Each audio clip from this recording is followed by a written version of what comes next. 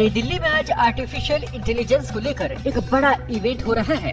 इस इवेंट का नाम AI इम्पैक्ट समिट है।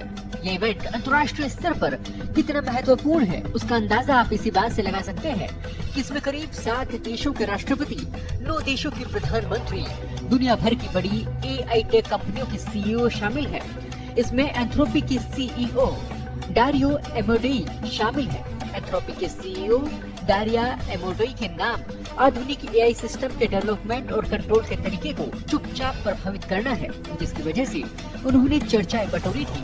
AI इम्पैक्ट समिट को लेकर नई दिल्ली में बड़े स्तर पर तैयारी और सिक्योरिटी के पुख्ता इंतजाम किए गए। ग्लोबल लीडर्स और VVIP की सिक्योरिटी के लिए नई दिल्ली के कई रूट्स को डाइवर्ट भी किया गया। AI इम्पैक्ट समिट के दौरान आर्टिफिशियल इंटेलिजेंस के बढ़ते प्रभाव के बीच में कई सवाल उठे हैं। AI की वजह से नौकरियों से लेकर सिक्योरिटी तक का सवाल मौजूद है। साथ ही बड़े बड़े डेटा सेंटर की वजह से पर्यावरण पर क्या असर पड़ेगा, इस पर भी चर्चा है।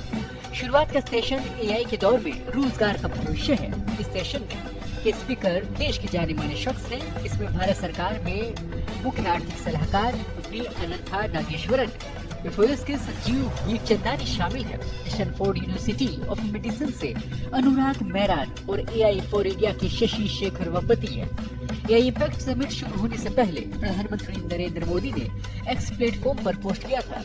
उन्होंने कहा कि हमारे लिए अत्यंत गर्व की बात है कि इंडिया AI इम्पैक्ट समिट के लिए दुनिया भर से लोग भारत आ रहे हैं। इससे हमारे देश के युवाओं के सामर्थ्य का भी पता चलता है। यह अवसर इस बात का भी प्रमाण है कि हमारा देश विज्ञान और टेक्नोलॉजी के क्षेत्र में तेजी से प्रगति कर रहा है और वैश्विक विकास में अहम योगदान दे रहा है।